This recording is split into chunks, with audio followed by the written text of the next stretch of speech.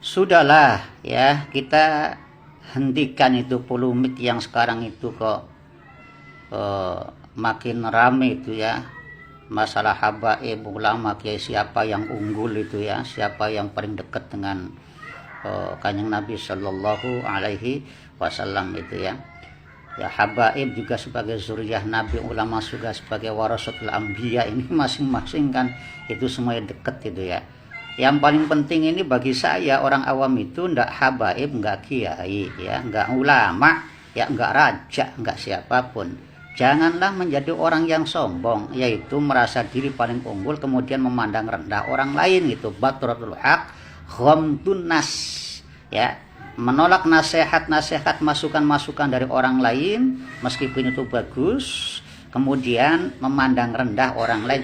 Lah ini ya yang saya kira ini orang yang al-majnun hakul masnun, yaitu orang gila yang sebenarnya gila, yaitu merasa diri paling unggul kemudian merendahkan yang lain atau memandang rendah yang lain gitu ya.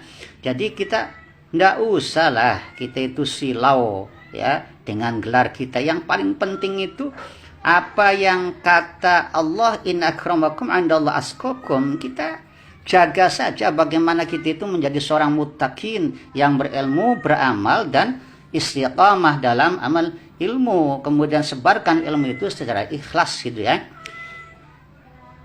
Al-kibar atau kesombongan itu la yadkhulul jannah ya, tidak akan masuk surga itu. Ini saking bahayanya kesombongan, la yadkhulul jannah tak mangka fi qalbihi misqala dzarratin min kibar. Tidak akan masuk surga itu orang-orang yang suka merasa unggul dan memandang rendah orang lain itu, meskipun itu dalam hati ya ada sezar seatom gitu loh, sesemut ireng gitu ya, tidak akan masuk surga itu. Apalagi ya dalam hatinya merasa diri paling unggul ya, punya gelar macam-macam ya, masing-masing ini punya gelar mewah, ini punya gelar yang mulia. Ini ya, surga itu ya didirikan, kalau saya baca kitab-kitab salaf itu, ma khalaqal jinna, ma khalaqallah ya, apa sih saya kok dibuat ini ya.